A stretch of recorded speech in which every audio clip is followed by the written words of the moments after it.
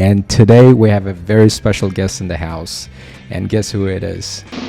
Drum rolls. My name's Alisher Soliev, and I'm 25. Am I 25? Come on, buddy. Are you being serious right now? So I think, I'm 25. After a lot of discussion, after a lot of, savings, after a lot of effort. So we made it happen. Kurs kaçan açıladı.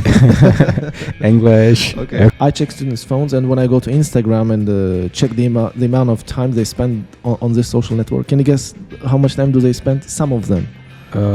Like 30 minutes a day? No, man, that's a lot more, like 2-3 hours. That's insane. If a student gets a 7.5, they're unhappy. I don't get it. IELTS, then just, learning English. You can't be a cook or you can't be a cook. It's not about that. Everybody can be a cook, I think. Yeah. But there are good cooks and like bad cooks, kind of.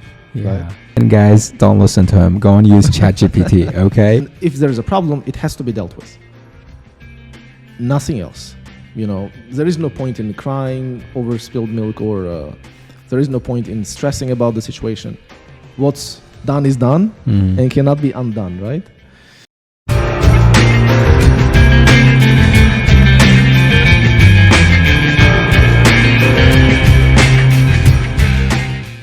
All right, everyone. Welcome to the second episode of Ad Astra Muse. I'm your host here again, Muhammad Ali. And today we have a very special guest in the house. And guess who it is? Drum rolls.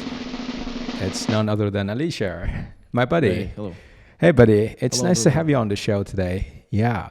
I've been actually dreaming of having this podcast with you. I decided to have the first show with my brother because he was going to leave back to the U.S. He was going to return to the U.S. And his flight is scheduled to tomorrow. And we made this happen. Super excited to have you today here on the show. Yeah, and our guests, I think, are today in for a treat because we're going to be going over a lot of interesting questions. Right. Yeah. Yes. Before we do that, what do you say we give them some context about, us, our background, right? How we got into totally. English and everything. So Yes. tell us a little about like how you got into IELTS. I think you forgot to mention the fact that this podcast is going to be like unfiltered, or you said uncensored. So no questions are pre-prepared, right? Guys, this is 100% authentic podcast, and he's got some questions prepared for me today. So do I, and it's gonna be more of a mutual interview. So I'm not the only one interviewing him. So he gets to ask me questions. He's got to. Yes, I have my questions ready. But no tricks, okay? Don't pull a lot of tricks on me. Yes. Don't put me on the hot seat. Okay, Sure. yes. My name's Alisher Soliev, and I'm 25. Am I 25? Come on, buddy. Are you being serious right now? So I think, I'm 25, and I've been teaching English for the past, I think 7 or 8 years. We started in 2017 when we got admitted into Westminster University. Oh, yeah. And we've been teaching since then. So it's going to be like 7 years, right? 7 years. And even though my major was business information systems in the university, I took up teaching because this is what I loved. This is what I enjoy the most. And I really like seeing my students' results when they score really high. And this gives me a sense of satisfaction. And I think I kind of enjoy it more. And I'm, like a regular guy from Bukhara, nothing special. Yeah, I was born and raised in here my entire life. So. Yeah, I mean, same here, right? It's funny that our paths crossed back then, and we both got into teaching, and we just started doing it, and for some reason we developed passion for it, and we've been doing it ever since. Right? Yes. Yeah. And actually, this brings us to the first question of mine, which is your major is economics. Like, why did you choose teaching? So so I'm sorry to interrupt. So like in a person's life, I think everyone's life, they kind of have a period when they tend to think like, what I'm gonna do with my life, right? And did you have like this kind of question and kind of felt lost in the past, and then like you suddenly decided to choose teaching? Like, did you have this moment? No, not exactly. You see, with me, I just did what felt right, and this is one advice I'd give to people out there. Just do what feels right, not what the society or your parents or your friends expect of you, right? And that's kind of how you find your passion in life. And even if you don't have passion for anything, just start doing things, right? Uh, Take up a job, even if you don't like it, right? And get some experience doing different professions, and then you'll eventually find your calling. And don't really beat yourself up about it. Don't stress yourself about it. Just go and try different jobs, and eventually you'll find what works for you, I guess, which is what I did. As for how I went from economics to teaching, so at the time I was learning economics, majoring in economics, I found it very theoretical, hard to relate to real life. Okay. So, but teaching though, it felt very real, like interacting with people in the classroom and building connections and all that. So that's when it hit me that I'm built to be a teacher. Teaching was sort of my calling. So that's when I made that shift from pursuing economics and teaching to teaching. Uh-huh. And what do you think is going to be the future of teaching? I mean, I don't know, but I feel like with the new technology like ChatGPT and ChatGPT voice assistant, which is mind blowing, it's like having a real tutor, right? The future of teaching looks kind of gloomy to me because it's just a matter of time before we all get replaced by technology. And I kind of feel like it's already happening with all the online tutorials you got on YouTube and different learning platforms. So, yeah, I wouldn't be surprised if there comes a day when students don't go looking for teachers anymore. Yeah, but on the flip side, I feel like there is something about face-to-face learning that technology can't quite replicate, and that is the human, touch, human feel. Like it's about the interaction, it's about bonding process. It just feels real, as opposed to learning it from a machine or your screen. Yeah, I have the same feeling here. I think human nature needs to be constantly pushed.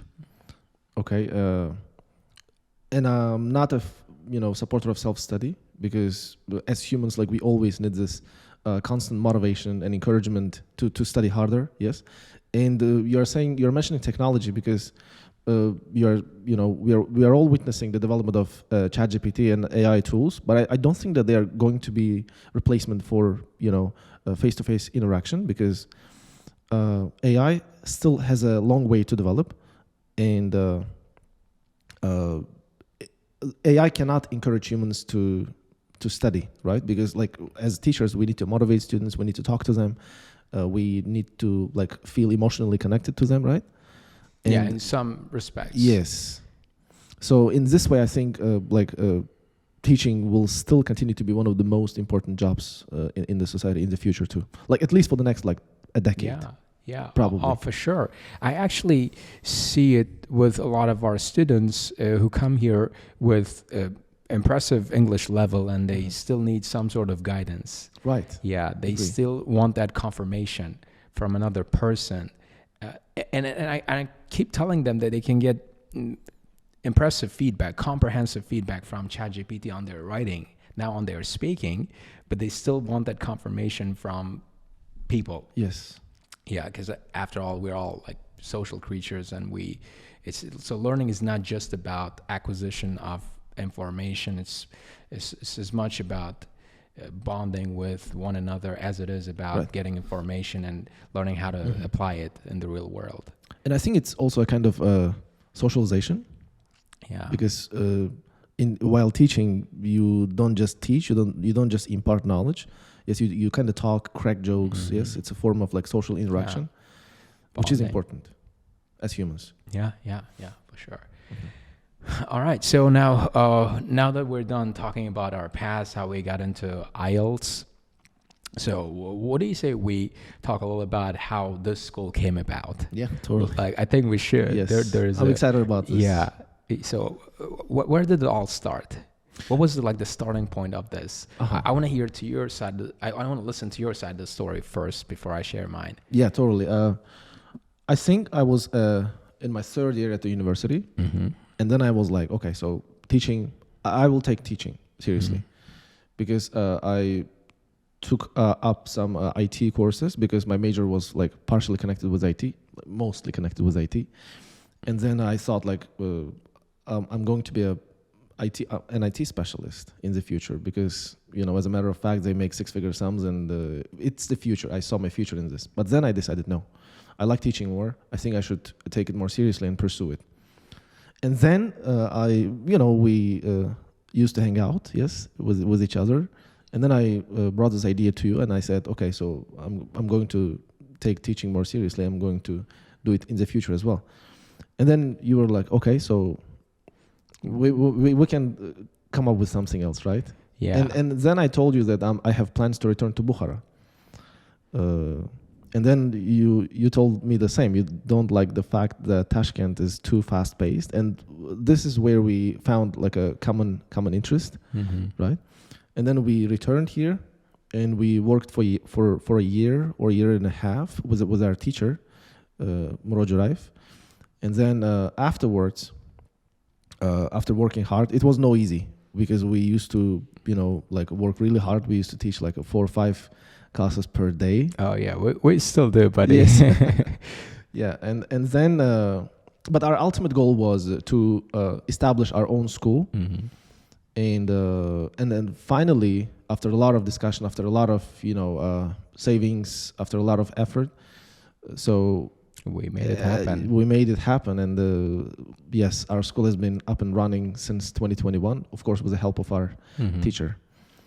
So no, it's 2022, I guess. 2022, yes. Yeah, sorry, not 2021. Yes. We're barely 2 years old, barely. Yes, almost. Yeah. And what's your side of the story? I mean, at the time, actually, I was in two minds about whether to pursue teaching as a lifetime career or to, go abroad, do my master's. Okay. Right. I was that was one point in my life I was probably a little lost. Like, I was doing what I liked, but I didn't think I'd be where I am now at the time. Yeah, but I had a feeling that we would end up together. How come? Yeah, because we spent so much time together, hanging out and talking, right? And and once we returned home here, I figured, so why not just make it work? I looked at all my options and figured that teaching was the best by far. So I just figured I had to make it work. So we went all in on this, right? We spent, like you said, we used to grind all day long, and we sort of still do. And then, yeah, it was a lot of work, I guess. Looking back, it just feels surreal that these past few years, it was a crazy amount of work. Yeah, but the thing is, I kind of feel glad that we returned home, because if we had gone abroad or stayed in Tashkent, we'd probably still be lost, because of the fact that I think in big cities you have so many distractions. Agree. And people trying all these different things and trying to catch up with each other or whatnot, right? It's just the whole idea of keeping up with the Joneses. But when you come to a smaller town, low key, right, where there's not much action, right, it gives you time to sort of gather your thoughts and really understand what is it you want in life and how to make that happen. So it gives you that space, I think, to reflect on your life and reconsider your priorities and set yourself new goals, and like renew that enthusiasm. While when you live in a city, you're kind of lost in this tornado of action. Every day you wake up, hustle. It's hustle. Yeah, there's a lot of hustle culture there now. And I kind of feel like our city is catching on. Our Agree, cities, yes. it's catching on in our city too. Are you Yeah. saying this because you're experiencing traffic in the mornings while driving? Oh yeah, traffic sometimes gets crazy here, right? But not as crazy as in Tashkent, right? Yeah, and things especially got kind of it's fast. Things kind of speeded up, especially last year in 2023. Once we start getting more publicity. Oh yeah. Yeah. After you scoring 9s, right? Yeah, and then the second 9, and then we were on some podcasts, right? We started making public appearances, right? Yeah. And it felt super hard juggling work and being a public persona, a public figure, Totally right? agree, yeah.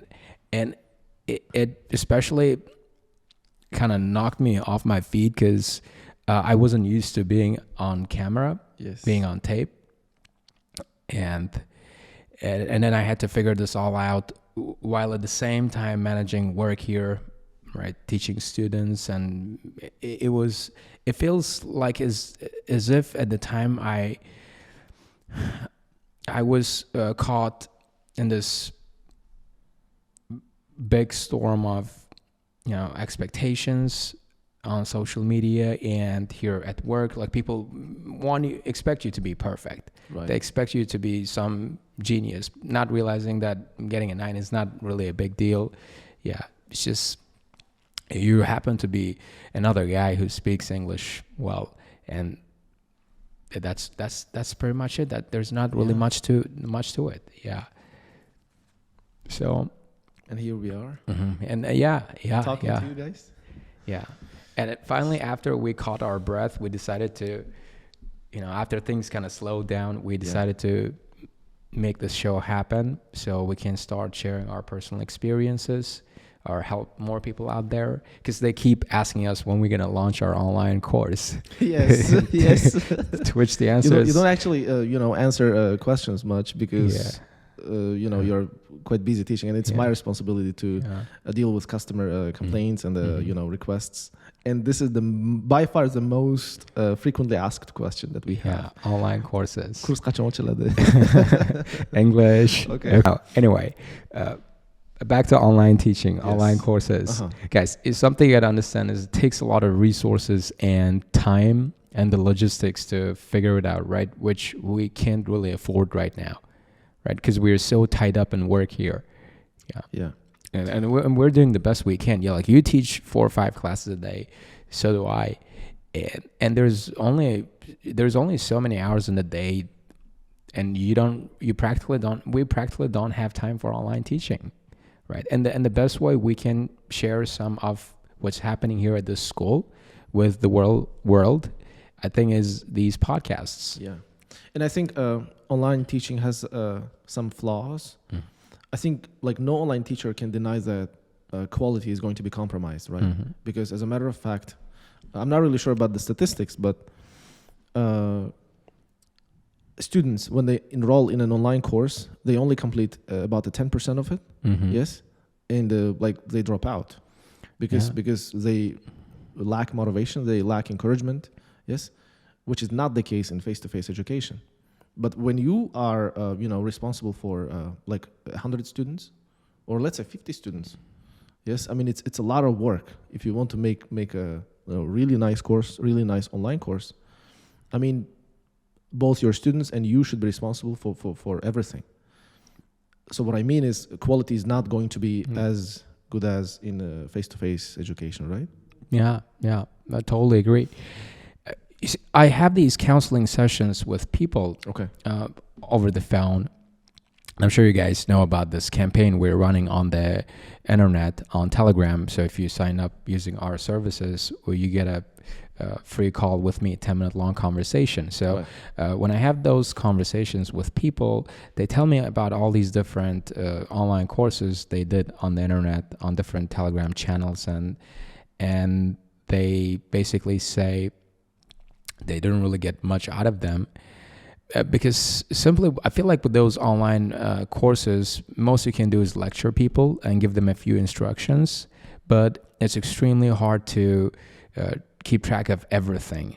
like your student progress or whether or not they are completing their assignments on time, Exactly. right? Whether they are being consistent, right? Unless you sort of interrogate them in person, like we do here. Yeah. Like, show me your notebook, show me your textbook. I got to see your, answers. I want to see if you highlighted all the keywords there. I want to see if you highlighted the key parts, which is not something you can quite do with hundreds of people on the internet, which would take you days, right? Yes. To do that.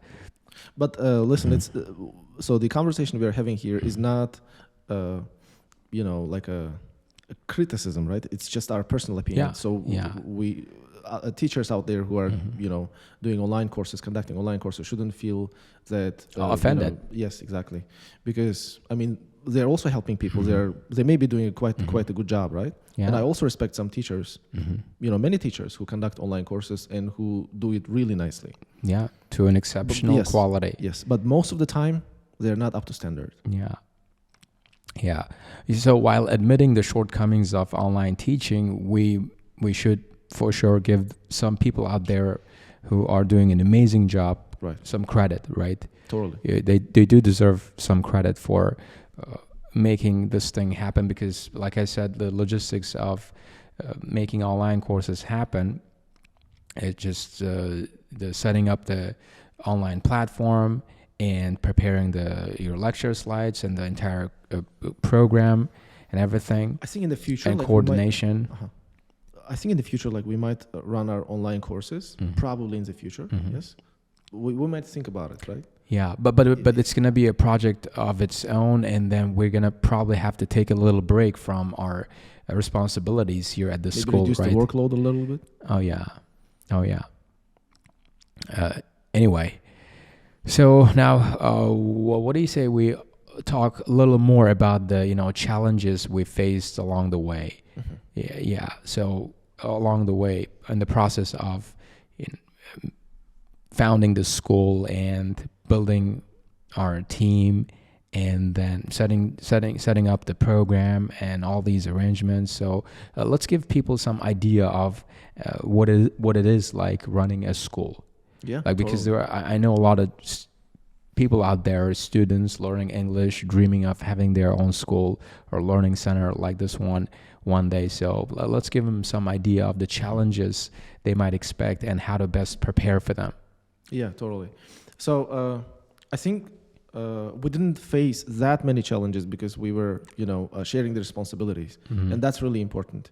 So you are primarily responsible for designing the timetable, dealing with teachers, right, and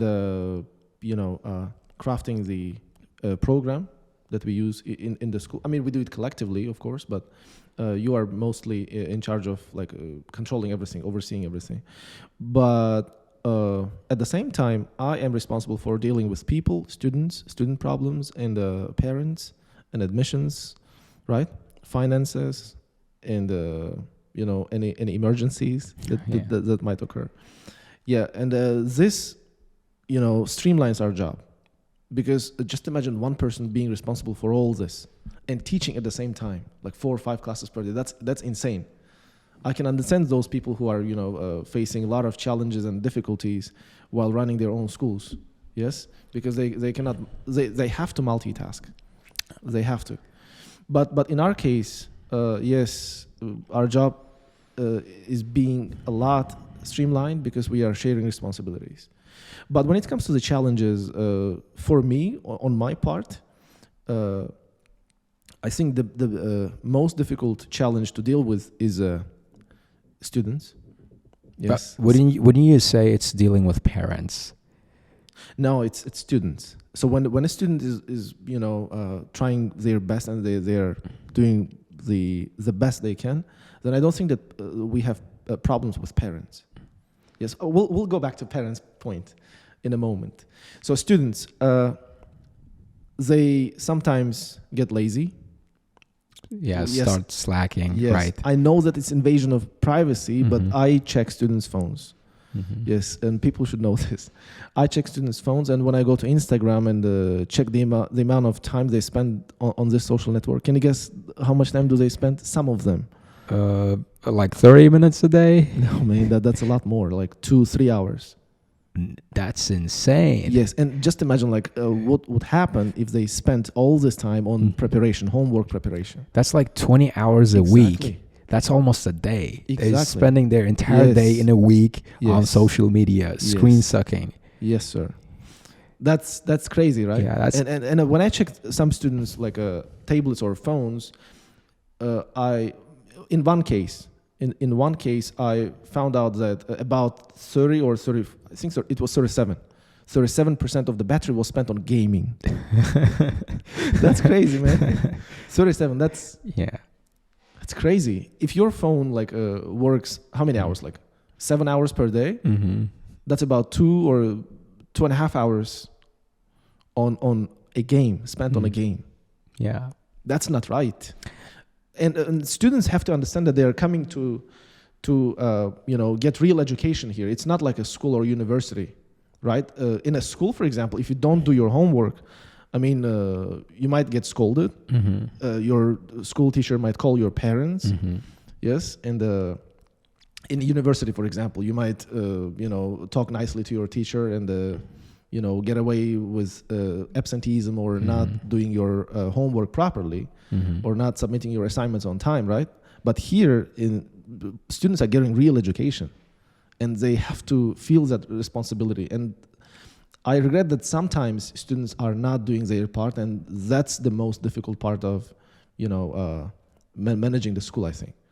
And as both a teacher and a manager, like, I feel like we are responsible for such students, because once they are accepted, they are our liability. And as we are second parents here. So however parents might feel, however students might feel, like, I am checking their phones anyway and being as strict as I can. And when it comes to parents, sometimes they set very ambitious goals to their kids, even if they know that their kids are not that able. But I think like hard work beats talent, so it's a matter of time, only a matter of time.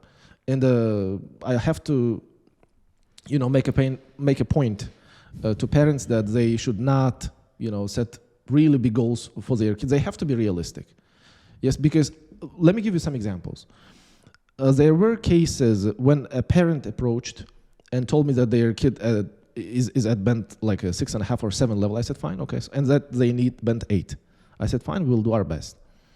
And after taking the test, that student ended up with a 7, for example. And the parent came and she was like, okay, so my kid has been, studying in your school for some time now. Like, why? He had a 6.5 or a 7, and again, he got a 7, right?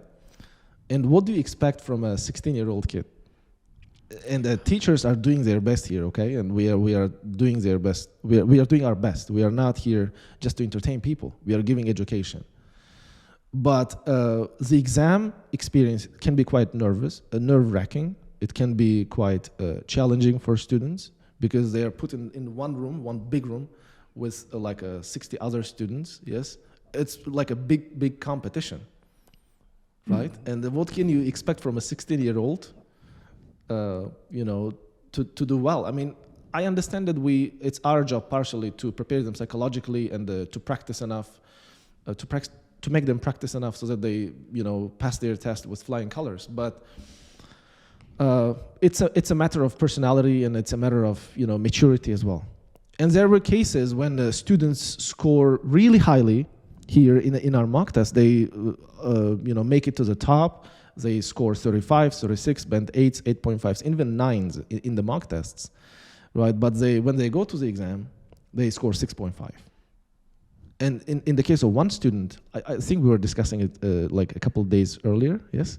So one student scored 2 6.5s and 1 6 at the end. Uh-huh. Yes, so cases like this are rare, but they happen sometimes. And the parents should be understanding. They have to, trust their kids.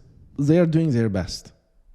And as teachers, like we have to, always be doing our best and making sure that the student is learning. So that's our responsibility. And I also kind of feel like it's partly our fault because we created so much hype around getting high band score. Wouldn't you say? Wouldn't you Yeah. say so? Yeah, Like, yeah, there's now they attach so much importance. They attach so much value to So having. if a student gets a 7.5, they're unhappy. I mean, I don't get it, because Yes. around the time we were preparing for the exam, the IELTS exam, getting 7 was a pretty decent score, right? But I understand the standards are going up. I understand that the bar is higher. Yeah, but this whole idea of getting 8 at the age of 16 and 17, that's just insane. But because to give you just to put things into perspective here, guys, getting 8 in IELTS is you are very much like a native, Right. and reaching that level of fluency at such a young age without much exposure to language. When I say exposure, I mean going abroad and talking to natives or taking online classes from natives, Yeah. like doing it in this environment where people mostly speak the local language, Uzbek, Tajik, Russian, Yeah. and still being able to get to that level of fluency within a short time frame. And 1 year is actually pretty short as far as language learning goes, like learning another language. This is people normally spend 5 to 10 years to reach that level of fluency. Exactly. Right? And you see teenagers do it within a couple of years or within a year. It's just, expectations are too high, and it's all this hype going on in this industry, IELTS world right now, IELTS space. Yeah, I kind of feel like we're partly to blame for it. And can I make an addition here? And before you move on with your next point, like what I would ask of parents and students out there is understand that life is not all about IELTS or English. It's just one of the many skills you need to succeed in life.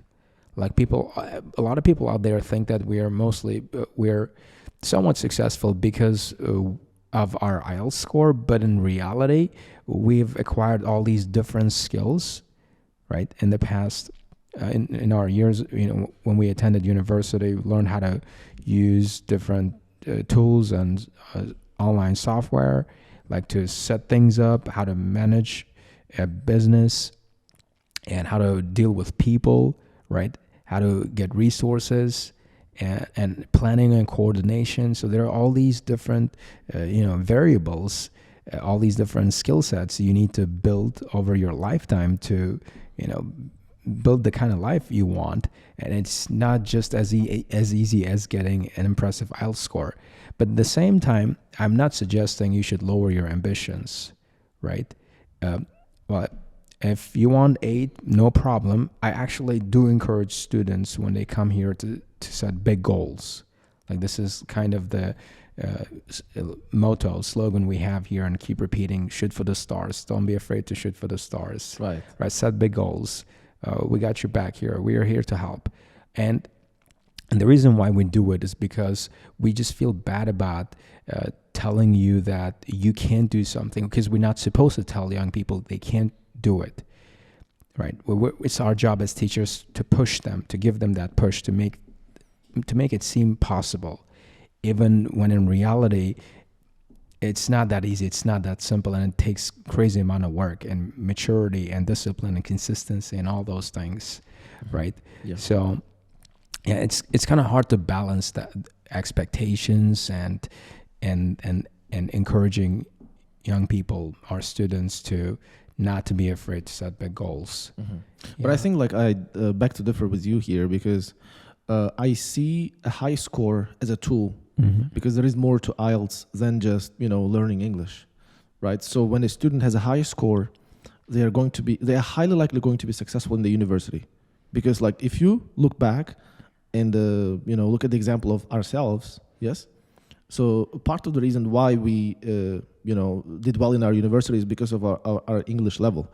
Just imagine having 5.5 or 6 and struggling with all those academic materials and the journals and the books you have to read and process information, right? It's going to be tough. But if you have a decent level of English, right? I mean, C1 or higher.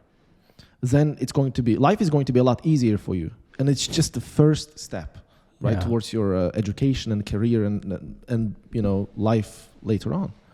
So a high score is like a tool that can, that is going to make your life a lot easier, I think. University life, but university and job maybe. Maybe job. Just probably look. A student who is learning IELTS might be an economist. Yes, if they know the language well, it becomes a lot easier for them to be successful because they can convey their thoughts, more easily, more effortlessly. Clearly, yeah. Yes, or just imagine being an IT specialist when they are learning to code. Yes, it becomes a lot, easier for them to learn things, to process information because they have a good understanding of a good command of the language. Yeah, that's true. That's true. Which means you guys should aim for a higher score. Okay. Yes. But how about the parents? Like you were moments ago saying that parents set too big goals for their children, and now you're telling them to set bigger goals. Yes, parents should be realistic. Okay, so if their children are struggling and are getting like 5.5 or 6, they have to understand that it's either IELTS is not for them or English is not for them, for their children, right? Or their children are not capable of getting a higher score, right? There is no point in wasting their children's time and making them come to the school and study harder. But I feel like it's not necessarily the kid's fault. It's not necessarily the parents' fault. We should probably. I'm probably gonna go out on a limb here and say it's partly the teacher's fault, because if a kid is struggling, then teacher is supposed to find out what the problem is, identify the problem, and come up with a solution that would work only for that student. Like tailor a program suited that caters to that student's needs. Let me ask this question. But I feel like there's no such thing as IELTS is not for some students, and only some students can do IELTS and some can't. I feel like saying that is like saying that some people can learn to drive and some people can't, right? Or it's like saying that some people can learn to cook but some people can't. Like this way of I feel like discriminating based on their capabilities. I understand language learning is a complicated process, but with the right program and with the right planning and with the right time frame, right, I think it's possible for everyone out there. Let me ask this question then. So we have about 10 to 12 students per class. Why do some of them get band 8s, 8.5s, while others end up with a 6 or 6.5? So the point you were making, that you were giving examples of drivers and the cooks, right? So you can't be a cook or you can be a cook. It's not about that. Everybody can be a cook, I think. Yeah. But there are good cooks and like bad cooks, kind of. Yeah. Right? So that's the point I'm trying to make. So for some students, even after studying for 5 years, they might end up with a 6. It's because of their capability. However you want to admit it or not, whether you want to admit it or not. No, I agree. I agree. That's true, though.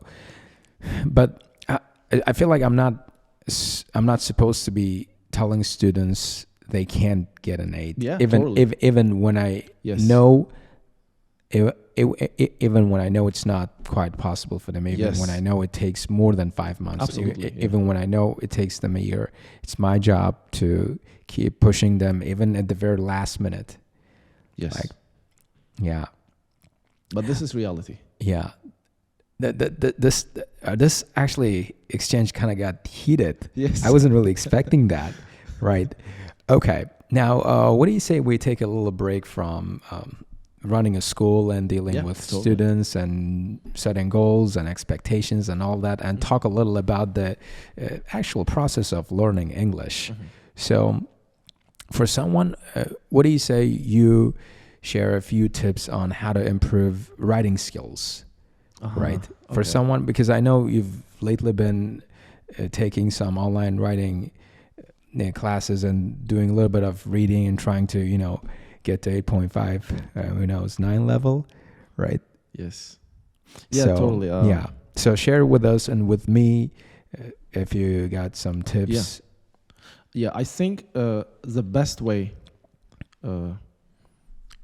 I think there is not just one way. It's a combination of like many ways. Yes. If you know the secret to 9, like you will be able to get it like every time. Yes, which is quite hard, and I don't think that there is anyone out there who knows the secret, to get that 9. No, I didn't exactly mean that. Like, so how do you suggest students who are on like solid band 6 level go from that to getting 7+ in writing? I see. Yeah. So the first suggestion is rote learning. I'm a huge supporter of learning by rote, which means like memorizing information by frequent repetition. Yes, you can't really expect a band 5.5 or 6 level to write essays and at band 7 or 7.5 or 8 level overnight. And it's gonna take even native people quite a long time, to master the skill of writing well, good essays. So what I suggest students do is learn essays by heart. Find essays by experts, maybe Simon. Simon is a good source. IELTS Liz is a good source, yes. Or like many other experts out there who write essays constantly or wrote. And then we have their collection now. So what students can do is learn essays by heart. I know that it might not help them as much because they are going to forget their lines or those memorized essays after a week maybe, right? But what they do remember is going to be like chunks of language. Useful chunks of language. Yes, collocations, expressions, phrasal verbs, and the idea presentations, and they learn how to support their arguments. And this is what I did in the first place. And after that, I feel that students always have to be striving towards self-improvement.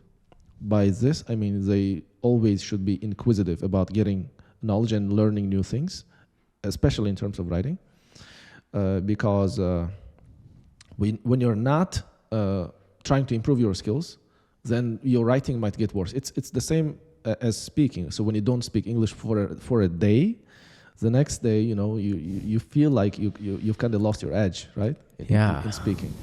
So you should constantly be practicing and getting feedback from reliable sources. By reliable sources, I mean teachers, right? And your teacher should be competent enough to give you a score, decent feedback, right feedback. And for this, your teachers have to have a good knowledge base, yes, a good level of English, or in other words, a high IELTS score. And how about those students who don't have an instructor? How do you propose they have their essays checked? It's very difficult for them. I know what you have in mind. You are thinking about ChatGPT at the moment. Oh yeah. But I personally have trust issues when it comes to using ChatGPT because it's still AI. It's still in its infancy, and I don't use it that often because I feel like that's probably why you still have reservations about ChatGPT. But me, on the other hand, I use it pretty much every day. But listen, it's still a machine. So if you ask ChatGPT to write an IELTS essay, it's going to give you a crazy, like a scientific article. It's not an IELTS essay. Yeah. Right. And when you, for example, like I think it was like a couple of days ago when I asked ChatGPT to write a discussion opinion essay, it provided a discussion but failed to give an opinion. But because it's a machine. Because it's AI. It doesn't have feelings. But other than that, it just does an amazing job of commenting on your language. It may check your grammar, vocabulary, grammar, check your spelling. Right? And only with like proper grammar and vocabulary, you can easily get to that 7+ level, right? No, I don't think so. Yeah. Because listen, I've taken the test more than 20 times, I think, and I haven't disclosed it anywhere. So probably this is the first time I'm saying it here in public. And I've received many score breakdowns for my results. Mm-hmm. And what I figured is task response and coherence cohesion way more than your lexical resource and grammatical range and accuracy. But how would you say that? Like, I'd assume that they all carry the same weight, 25%. Yes, and right? And you might not know this too. And I've had like many sessions with ex-examiners and current examiners. And when I asked them like, do they know how writing is assessed? They told me that they don't. What they do is they are going to give you a score for each individual criterion, and the computer does the rest. Well, if it's computer doing it, then that probably means there's some kind of algorithm, and they use that same equation every time. And listen, like I've looked at like many score breakdowns, and I figured that task response is actually, weighs more. Does way more. Okay, but there's no proof for that. Yes, I'm saying this based on score breakdowns. Yeah. So that's simply your theory, but it's highly likely. Yeah. So which means, I mean, ChatGPT is an amazing tool. It may be helpful in your writing preparation when it comes to checking grammar and lexical resource only. It may be able to check your CC too, coherence, cohesion. But when it comes to, I mean, it might also look at the relevancy of your ideas, right? But it's not human. It doesn't have feelings. It doesn't have like a. But here's the deal. You see, I feel like the reason why there are so many 9s now is because teachers, we have access to an expert teacher, which is ChatGPT. Okay. Now we can have ChatGPT help us get that little extra edge to go from 8 to 8.5 in writing, to go from 7.5 to 8.5 in task 1, but it's not again a matter of only ChatGPT. It's a matter of like many factors. For example, like you yourself have scored 8.5 twice before in your writing, but after that you're getting 8s, right? Yeah. Or maybe sort of 7.5. Yeah, kind of a downgrade. Exactly. And it's a combination of like many factors. You cannot really, getting a high score cannot be boiled down to just one factor, which is ChatGPT. It's a matter of the examiner. How do they feel about your report or an essay? It's a matter of the question too, right? What if you get a question that you don't like or you have like no idea about? Well, then you're just gonna make do with what you have, which is why you end up with a very low score. Yeah. So you see, I mean, there is no guarantee that you will get a band 7, or there is no guarantee that you will end up with an 8. So, but what you can do is try hard, learn as much as possible, and lastly, my last suggestion for improving is going to be consistency. Yeah. If you don't practice your craft, then I mean, you cannot improve your skills. And guys, don't listen to him. Go and use ChatGPT, okay? Approved by me. By the way, I'm not really discouraging the use of ChatGPT. I'm saying it's an amazing tool. I'm admitting it. I'm acknowledging. But it still has a long way to learn. Yeah. To become, like an amazing writing tool. Unless you're doing some scientific work or writing a research paper, ChatGPT can do a lot of wonders to your writing, okay? And I've actually watched a few YouTube videos as well by ex-examiners and experts, and they're all making a big deal out of ChatGPT. And I kind of get it why. Because of the fact that ChatGPT is practically flawless in terms of its, it pointing out your mistakes and revising your work. Humans can't beat that. I think ChatGPT is a band 9er on steroids. That's what ChatGPT is. But listen, I think we should do an experiment here. Sure. So not us, but maybe like test writers. So they should use They should give ChatGPT a task to write a task 2 essay, and probably assess it. And I don't think that it can get a 9, or can it? No, it would get at least 8.5. Oh yeah, possibly 9. Okay. For one, grammar and vocabulary, straight 9s. Okay. 2 9s, right? I'm sure we both can agree on that, yes. right? Coherence, cohesion, most probably 9. As for task response, which might depend on your examiner's reaction, how they feel about their overall message, Most probably 9. So you're getting straight 9s with Okay, listen, ChatGPT but what about essay. writing is not only about task 2, right? We should Yeah. also think about task 1. Mm-hmm. And when it comes to task 1, have you ever practiced writing a report on? I did actually a few times. So Can you what share I a would picture? no, you can't exactly share a photo Diagram? with ChatGPT unless you're using ChatGPT version 4 or DALL-E. Okay. But anyway, you can get it to comment on your vocabulary and grammar, and also like you could also ask it to suggest a few ways you can improve your coherence and cohesion, and it's probably going to tell you to use more cohesive devices or reorder your points. Okay. Or like right. Yeah. Anyway, I really appreciate all your tips on how to improve writing. So rote learning, which is something I also support totally, right? Because like he said, so you do need some language chunks, some knowledge base of vocabulary and grammar to get to a certain level before you can start improvising, before you can start, kind of trying your own structures, your own lines, right? Learn common expressions, topic-related vocabulary, right? And that takes a bit of learning, memorization, whether or not you like it. Yeah, absolutely. And that's probably why a lot of students are stuck on band 6 in their writing, simply because they're too lazy to pick up a textbook and memorize. Yeah. And for this reason, they need a teacher. Yeah. Oh, yeah. That's where that's where a teacher comes in, right? Yes. Okay. Yeah. Thanks for your tips on improving English writing skills, IELTS writing, right? And now, what do you say? Now we take a little break from IELTS. The second break? No, take a little break from IELTS and talk a little about dealing with setbacks. Okay. So I'm sure that a lot of people out there going through a setback, like they're stuck in a rut. They might be in a low point in their life.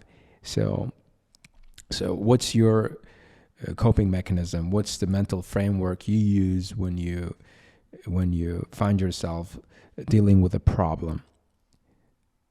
So what kind of problem? Is it like a personal problem or just setbacks in general? Because I kind of feel like before, sorry for cutting you short, I kind of feel like you strike me as a type of guy who just doesn't care. You're just all about action. That's what I kind of admire about you. You don't get beat down. You don't get bogged down by things happening to you.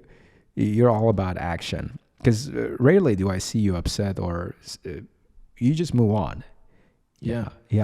And I'm just curious to know what kind of mental approach you have dealing with setbacks. Sure. Mm-hmm. So when I have a problem or something, I try to weigh up the pros and cons of the situation, and see if I can have a control over it or not. So because in life there are things that you can control, and there are things that you cannot control, right? For example, especially when it comes to IELTS, you can control your input. By input, I mean the amount of time you spend on learning, the amount of time you devote to learning English and doing stuff. And there are things that you cannot control. For example, in the exam, you cannot really control what kind of questions you will get, or what kind of examiner you will have, or what topic you will get in your speaking part 2, right? Yes, and these things are out of control, and these things cause you trouble. They always hang in your head and keep bothering you. Yeah. Right, and that's where comes anxiety and the problems. So the way to deal with problems is to ask yourself a question: what can I change about the situation? Is it fixable? Is it possible to fix this problem, or do I have any control over it? If you have a control, you should try to calm down, relax, and try to deal with the problem. That's it. And if there is a problem, it has to be dealt with. Nothing else. There is no point in crying over spilled milk, or there is no point in stressing about the situation. What's done is done and cannot be undone, right? And when it comes to the things that you cannot control, just don't think about them. Have this like a positive attitude all the time. No matter what life throws at you, because right? life goes on. Yeah. Life continues. You should live. Yeah. You should live. Yes, and that's the motivation I have in life. And you should just move on. If you are stuck in one place, just think about it. Can control? Yes, deal with the problem. Can't? Just don't think about it, because life continues. And plus, like you also encouraged me once by saying that you cannot really come back to your 20s and 30s. Yes, so you have to do it right now, at the moment. Yeah. So we should just move on, right? Yeah, that kind of gave you a sense of urgency, I guess. Yes. Such a sense of immediacy. And like things if you think about it, it's really deep. Now. It's really deep. So you cannot return to your 20s. Yeah. And that's why we both are, like hustling. Yeah. Doing working our, best, our face off, right? Yes. I actually got that, for full disclosure, I got that philosophy from Tony Robinson. Okay. And he compares life to seasons. Like, it's kind of ancient philosophy. Mm-hmm. It's not necessarily quoting Tony Robinson. I'm sure a lot of wise people before him have said that. And so he basically says, like, when you're young, when you're a child, when you're a teenager, it's springtime, right? Then when you're in your 20s, 30s, that's the summertime. Mm-hmm. And then when you're 40, 50, that's your fall. And then comes winter. Yes. Yeah. And then he says whether you'll survive your winter depends on how hard you work in summer. Yeah. Okay. Oh, yeah. Because you might starve in winter. You might... And when I say starve, I don't necessarily mean physically. I mean mentally. Look back on your life, and when you reach a point in life and start reflecting on your life, and realize you really haven't accomplished much, you kind of have a sense bad of regret. Yeah, a lot of regrets Can on I make your an deathbed. Yes, sir. So, in addition to that, I always try to be grateful for what I have. If I happen to have a personal problem, I am grateful, because it's meant to be like this, right? It's meant to be like this. You don't have any bearing on this situation. Yeah. Right? And I feel grateful, and I feel shukr. And in addition to that, you have to have sabr, which means patience. Yeah. You have to be patient, because you cannot change your destiny, right? What's written on your forehead, maybe I'm being literal, right? So what's written on your forehead cannot be changed. But this does not necessarily mean that you should put up with the situation. You should anyway do your best, to try to change the situation, if you can, of course. Change your situation for the better. But I mean, doesn't really matter however hard you're trying. If there is no use, no results, then don't be sad. Don't be sad, because there is always hope. Yes, yeah. And you should have this shukr and sabr, two things. Yeah, I kind of follow up. I kind of want to follow up on your point about gratitude. I was listening to a podcast the other day, and it's basically a guy, a bodybuilder. He was talking about how he was basically giving an account of the book he read, where he learned that when you're grateful, there's no space for negative emotions, negative thoughts in your head. Like, it's like the two ends of it's like the two ends of the magnet. Okay. Of a magnet. So gratitude fills you with positivity, and it kind of counteracts all the negative thoughts in your head. So like what he was basically saying was, so when you're grateful, there's no room for negative thoughts in your head. Exactly. And all of a sudden you just feel relieved. Yeah, just being grateful for little things you have in life. The fact that you woke up, the fact that you get to go to school, or get to go to school, get to go to work, or the fact that you get to see your friends and family again, Exactly. or the fact that you're still in one piece and Yes. that you can walk and you can, Healthy. you have all your senses, right? Exactly. And not many people are privileged to have that. Yes. Yeah, not many people are privileged to go to work every day. Yeah. And problems are Sure. temporary. Yeah, yeah. I really appreciate this, you know, sharing this, because I know there are a lot of teenagers out there, young people, even adults, you know, going through something right now in life, and it's nice to hear other people share their personal experience of how they deal with, how they cope with challenges. Yeah. So your approach is simply letting go things you can't control, Yes. and only do something about the things you can, right? And practice patience, and a little bit of gratitude, and you're set. Yes, sir. Right. Okay. I'm really glad to hear that. Okay. Now, do you have any other personal advice for young people out there who are going through some challenges, and not necessarily with their, you know, studies? Mm-hmm. Say So what that you mean is they're- like they're stuck and they don't know what to do with their lives. Yeah, right? they're kind of lost in life. Yes. So was there, first, why don't you tell our audience if there was ever a point in your life when you felt that way and how you got out of that situation? No, not necessarily. I haven't had this experience because you might not know this, but I started working since when I was a 7th grader. Mm-hmm. Oh, Yes. I used to work in a theme park. Uh-huh. I was a guy who, you know, collects all the money and escorts children to those Rides? Oh, yeah. And then I used to go to work at about like 8:30 a.m. in the morning and returned home like by 10. And would you do it on your summer break or all year round? Only on the summer break, yes. And I kind of thank my parents because they've done this, and I learned the value of work and the fact that money does not grow on trees, right? So you have to work really, really hard if you want to earn money. And in addition to that, sometimes, you know, my job got really hard, tough, because I had to sweep, I had to, you know, mop the floors. And I mean, just imagine a 13, 14-year-old kid doing all that hard work. And then I promised myself that I would never, ever in my life do menial jobs because your life is going to be painful. Yeah. I mean, just imagine people out there, construction workers and, you know, people, cleaners, maybe gardeners. I mean, their life is tough. And then I promised myself that this situation has to change. And the only way to achieve this is by education.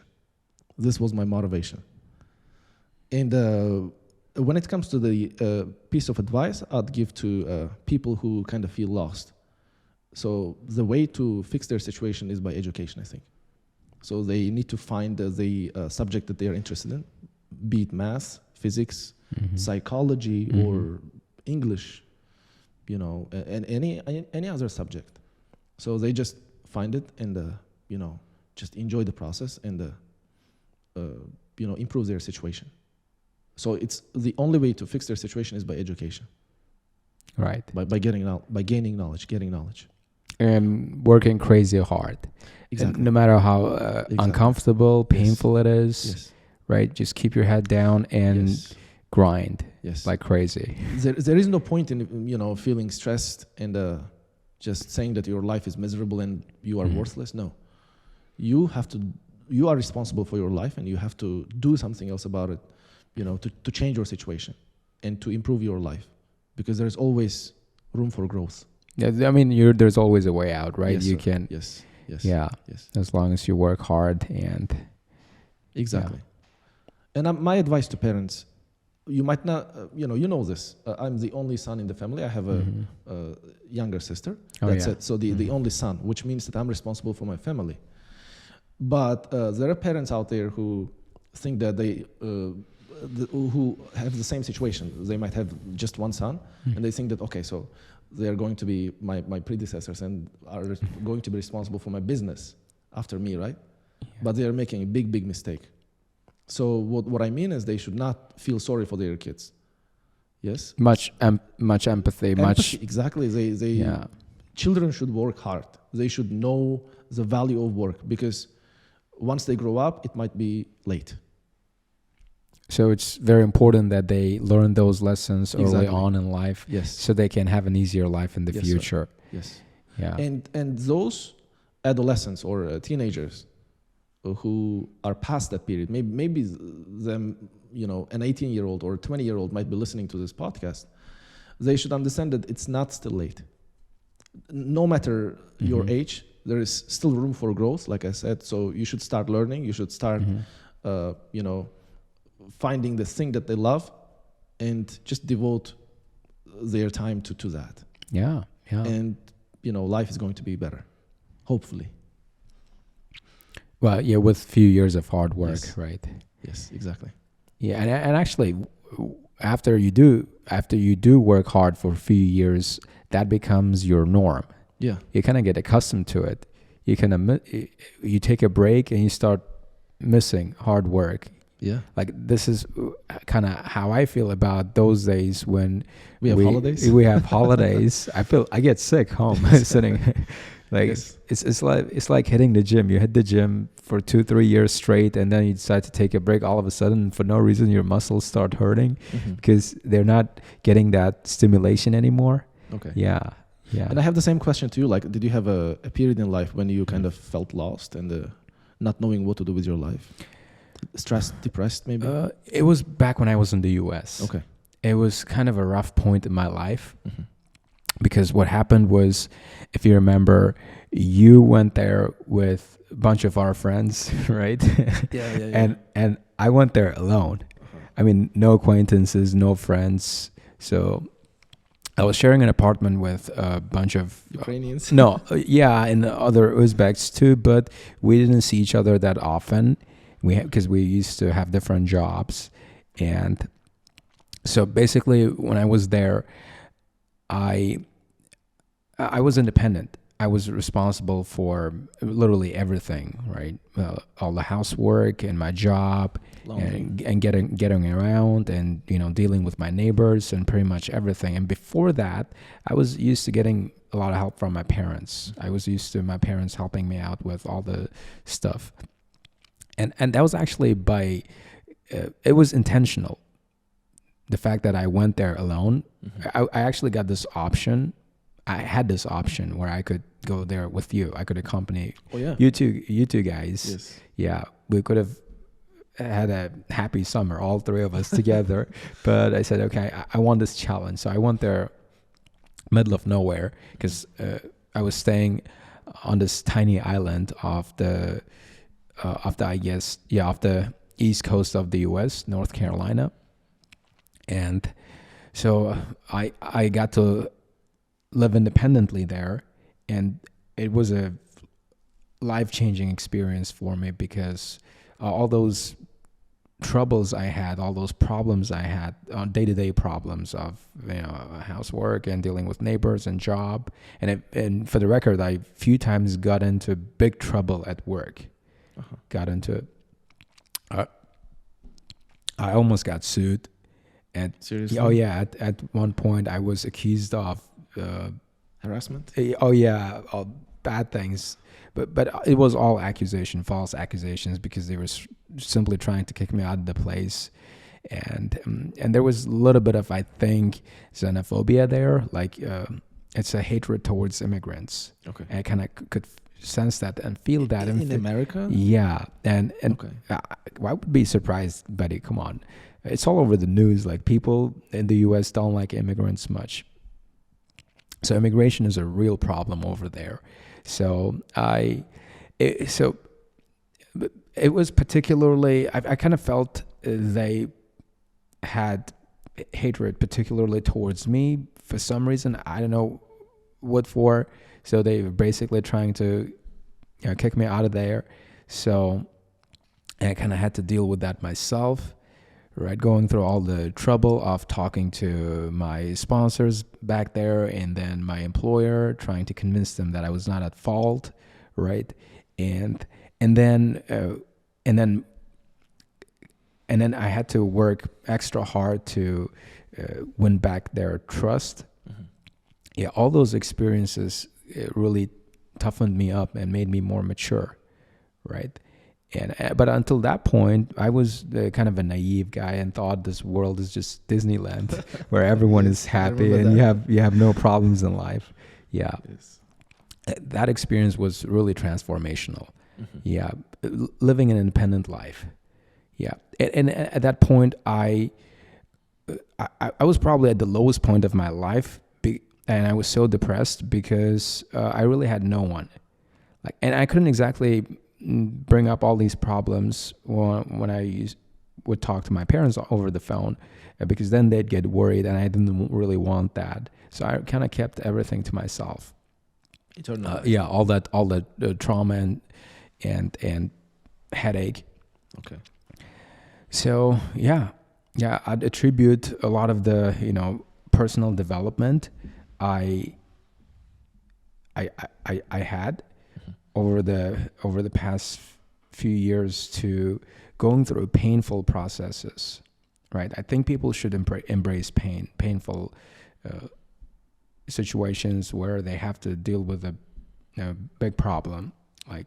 So it's a necessary part it's of kind of the growth mindset. Like I was reading a text about it the other day. So growth mindset is seeing failures and problems as opportunities.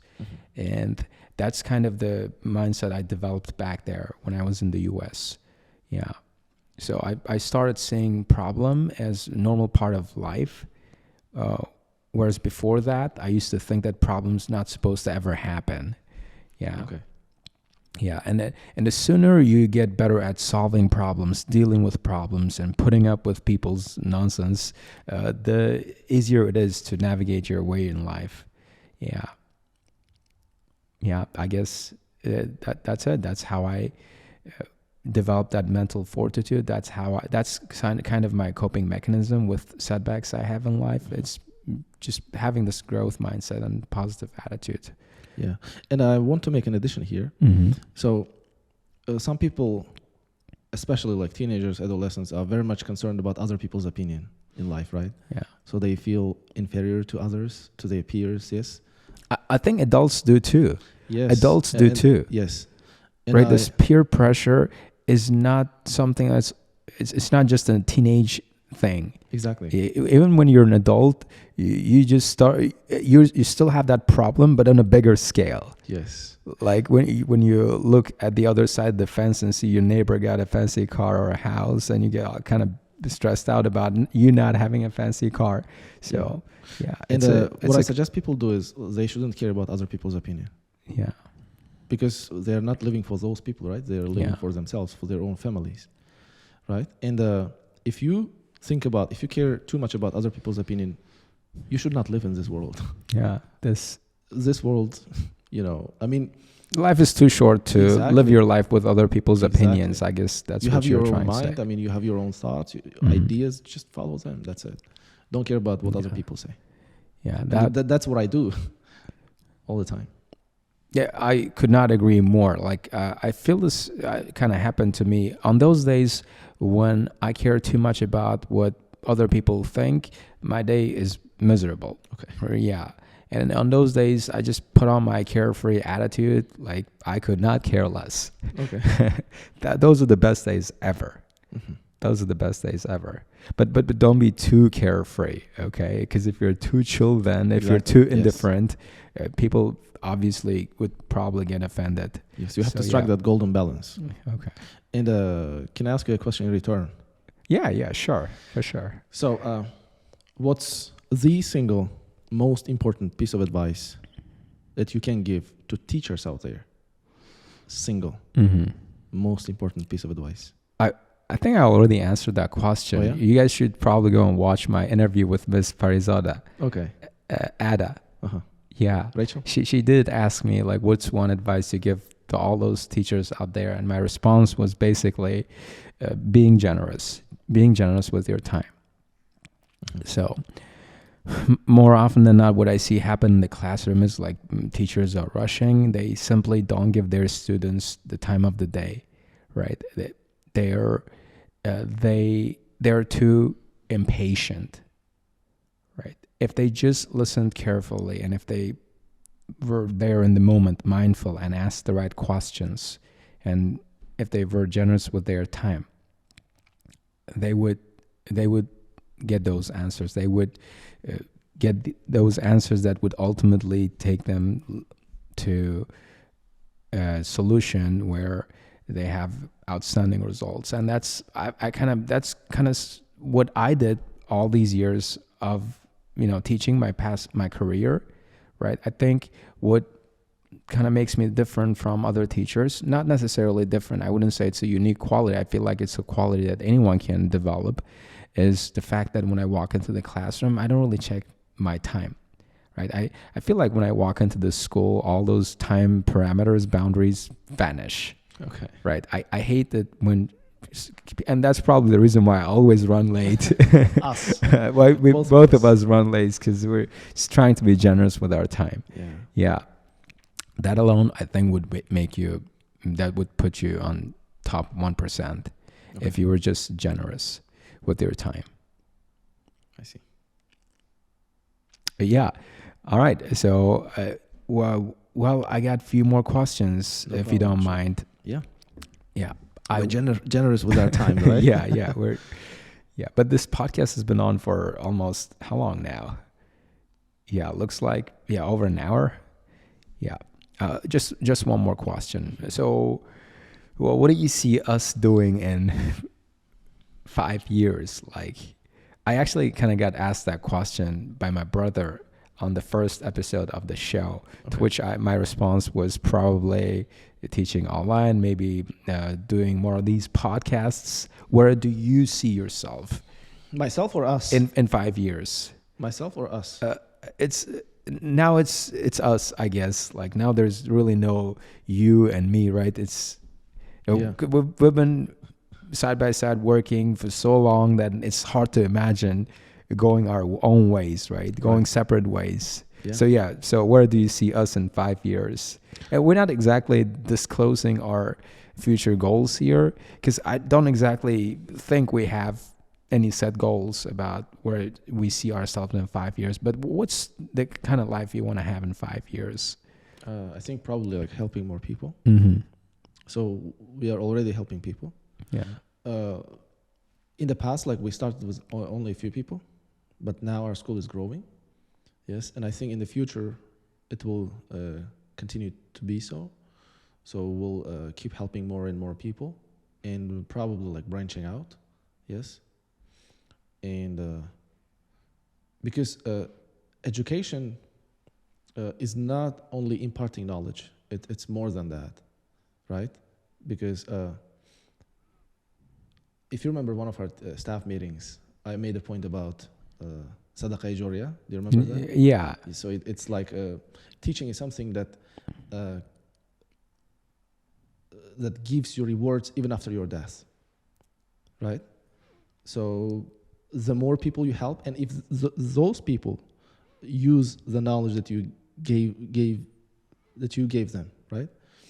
Then you will keep reaping rewards, and isn't it just amazing? So the more people you help, the better it's going to be for yourself. So I see myself doing the same job, but on a much wider scale, bigger scale.